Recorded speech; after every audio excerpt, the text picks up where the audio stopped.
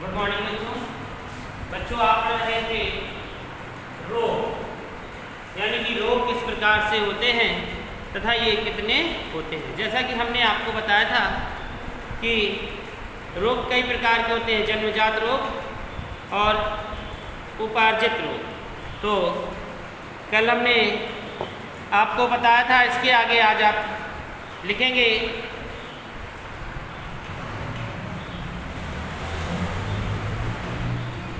असंक्रामक या असंचरणीय रोग। असंक्रामक, असंक्रामक या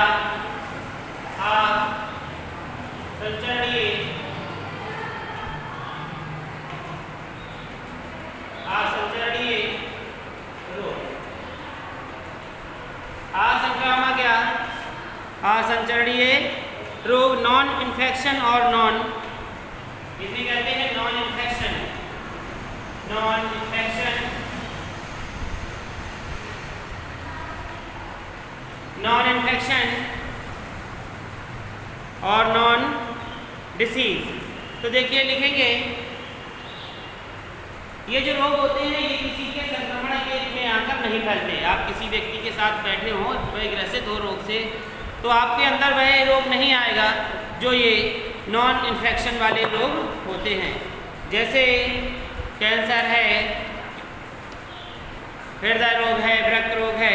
तो देखेंगे आप लिखेंगे सबसे पहले यह वह रोग है, यह वह रोग है जो एक व्यक्ति से, यह वह रोग है जो एक व्यक्ति से दूसरे व्यक्ति में, यह वह रोग है जो एक व्यक्ति से दूसरे व्यक्ति में नहीं फैलते तथा एक ही व्यक्ति तक सीमित रहते हैं।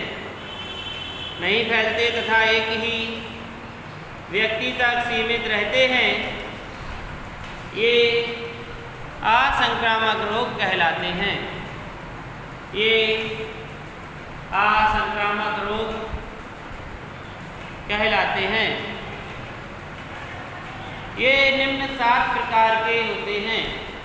ये निम्न 7 प्रकार के होते हैं। नंबर 1 क्षय कारक रोग। क्षय कारक रोग। नंबर 1 क्षय कारक रोग। इसमें लिखेंगे यह रोग महत्वपूर्ण अंगों के, यह रोग महत्वपूर्ण अंगों के ठीक प्रकार से, यह रोग महत्वपूर्ण अंगों के ठीक प्रकार से कार्य ना कर पाने के कारण, ठीक प्रकार से कार्य ना कर पाने के कारण उत्पन्न होते हैं। ठीक से कार्य ना कर पाने के कारण उत्पन्न होते हैं। जैसे मिर्गी तथा हृदय रोग। जैसे मिर्गी तथा हृदय रोग। ठीक है, तो देखिए ये आपको समझ में आया होगा कि ये रोग महत्वपूर्ण अंगों के ठीक प्रकार से, यानी कि मस्तिष्क जो कोई कार्य ठीक प्रकार से नहीं कर रहा है, यह रोग उत्पन्न हो जाता है। जैसे मिर्गी आया, मिर्गी एकदम से आ जाए और हृदय रोग आ जाए। तो दूसरा लिखेंगे अल्पता रोग। दूसरी अल्पता रोग। अल्पता रोग, अल्पता रोग क्या कहते हैं? लिखेंगे ये रोग पोषक तत्वों, ये रोग पोषक तत्वों, खनिजों, ये रोग पोषक तत्वों, खनिजों, विटामिन्स तथा हार्मोन्स की कमी के कारण, हार्मोन्स की कमी के कारण उत्पन्न होते हैं। हार्मोन्स की कमी के कारण उत्पन्न होते हैं। जैसे बेरी बेरी, जैसे बेरी बेरी, कॉमा घेंगा रोग, जैसे बेरी बेरी कॉमा घेंगा रोग, मधुमेह आदि, मधुमेह आदि। ठीक है, तो ये आपने रोग जानना कि ये रोग तत्वों की कमी के कारण हो जाते हैं। आप लिखेंगे प्रत्युजर्ग रोग, नंबर 3 है प्रत्युजर्ग रोग। प्रत्युजर्ग रोग,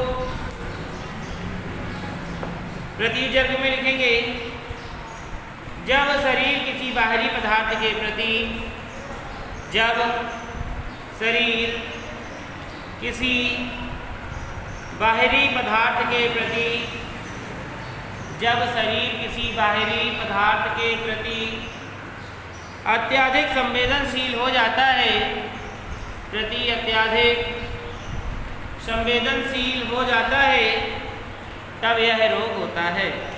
क्या लिखा? जब किसी बाहरी पदार्थ के प्रति, जब किसी बाहरी पदार्थ के प्रति शरीर अत्यधिक संवेदनशील हो जाता है, अत्यधिक संवेदनशील हो जाता है, तब यह रोग होता है। जैसे फीवर, जैसे फीवर, देखिए ये जो प्रत्युजर्ग रोग है वह है फीवर। तो किसी बाहरी पदार्थ के प्रति कैसा हो जाता है? संवेदनशील हो जाता है, तो यह रोग हो जाता है। अब अगली है, चौथा नंबर है कैंसर।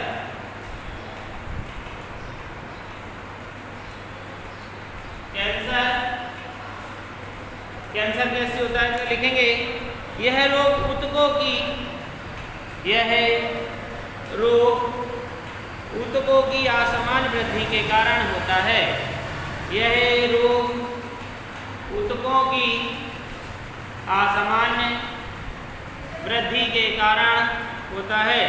तो देखिए जैसे कोई यहाँ पर चीज बनी हुई है, उसमें मांस बढ़ जाता है, ऊतक बढ़ जाते हैं तो बड़ा हो जाता है, उसी के कारण हो जाता है। तो यह रोग ऊतकों की असमान वृद्धि के कारण होता है। अब अगला लिखेंगे मानसिक विकार। मानसिक विकार,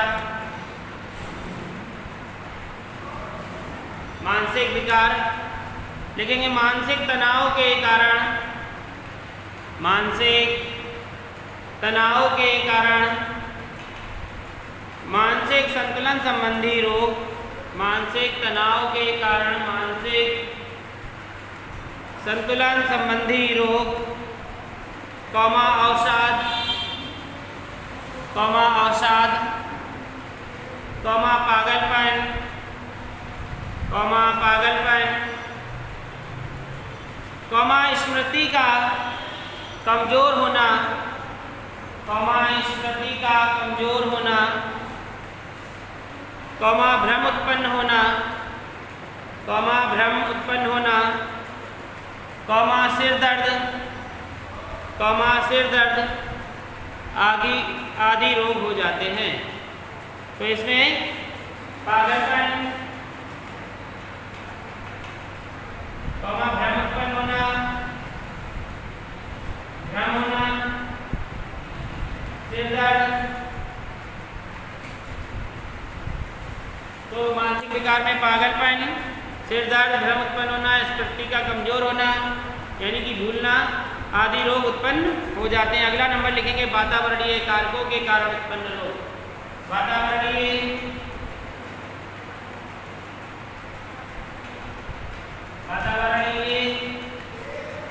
कारकों के कारण उत्पन्न रोग। वातावरणीय कारकों के कारण उत्पन्न रोग, इसमें लिखेंगे वातावरण में उपस्थित परावैंगनी किरणें, वातावरण में उपस्थित परावैंगनी किरणें, वायु प्रदूषक, वायु प्रदूषक, ध्वनि आदि के कारण भी, वायु प्रदूषक, ध्वनि आदि के कारण भी अनेक रोग उत्पन्न हो जाते हैं। कारण भी अनेक रोग उत्पन्न हो जाते हैं, जैसे सर्पदंश, कौमा, गर्मी में पसीने द्वारा नमक की क्षति आदि। जैसे सर्पदंश,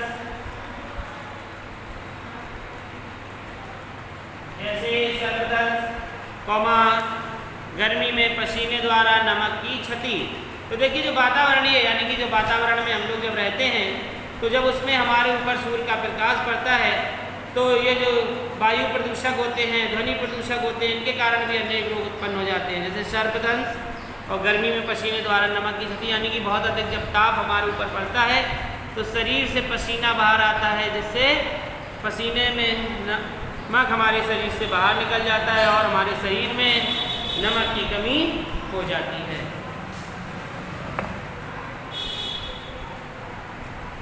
इसके बाद फिर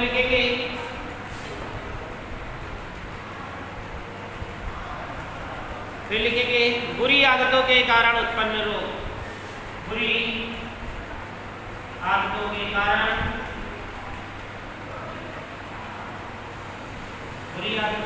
उत्पन्न रोग।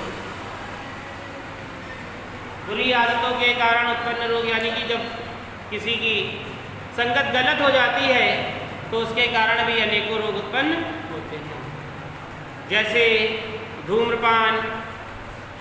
जैसे लिख लेंगे पहले थोड़ा सा, जब किसी व्यक्ति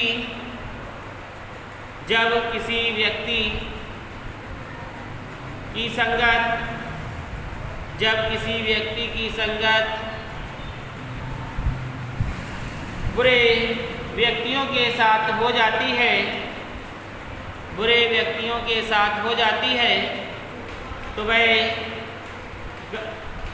बुरी आदतों का शिकार हो जाता है। जैसे धूम्रपान करना, यानी कि बीड़ी सिगरेट पीना, जैसे धूम्रपान करना, कौमा गुटखा तंबाकू खाना, कौमा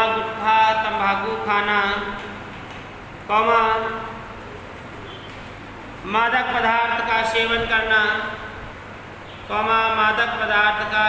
करना आदि। इन पदार्थों से शरीर में मधुमेह,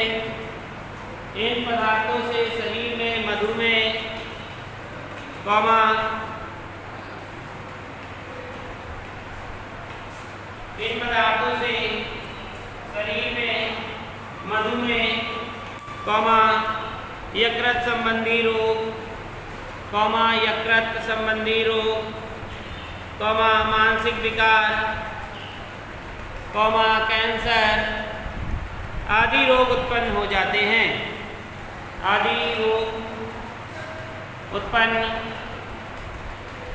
हैं।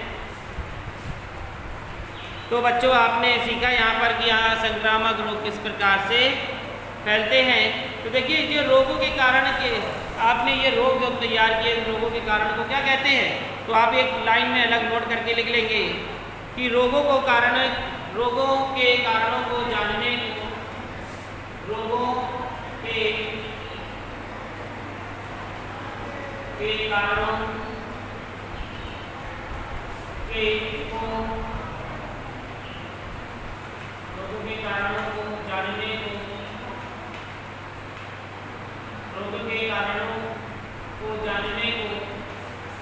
क्या कहते हैं? हैतिकी कहते हैं।